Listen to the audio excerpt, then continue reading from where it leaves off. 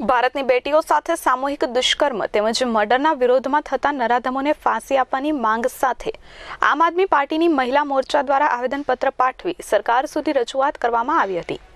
આમ આદમી પાર્ટીની મહિલા મોરચા દ્વારા આવેદનપત્ર પાઠવતા જણાવ્યું હતું કે ઉત્તર પ્રદેશના હાથરસમાં યુવતી સાથે દુષ્કર્મ બાદ હત્યાની શાહી હજુ સુકાઈ નથી। ત્યાં જ ઉત્તર પ્રદેશ અને ગુજરાતના સાબરકાંઠા, અમદાવાદ અને જામનગરમાં પણ દુષ્કર્મ ઘટના સામે આવી છે, જે ઘણો ચિંતાનો વિષય બની ગયો છે। બીજી તરફ હાથરસમાં મીડિયાને રોકવાનો પ્રયાસ તેમજ પીડિતાના પરિવારજનોને ધમકાવી ચોંકાવનારી વિગતો સામે આવી છે, જેને લઈ સમગ્ર દેશની મહિલાઓ અસુરક્ષિતતાનો અનુભવ કરી રહી છે। ત્યારે આવા નરાધમોને ઝડપથી ફાંસીની સજા આપવામાં આવે અને પીડિતાના પરિવારજનોને ન્યાય આપવામાં આવે તેવી માંગ કરવામાં આવી છે। આમ આદમી પાર્ટીમાં સંગઠન મંત્રી તરીકે કામ કરી રહી છું।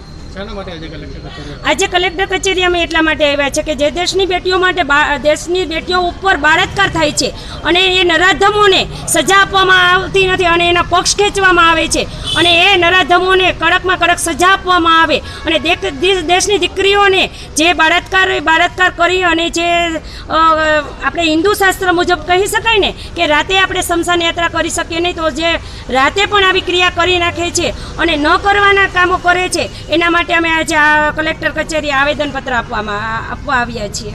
Shobhana Gelani, S24 news, Surat.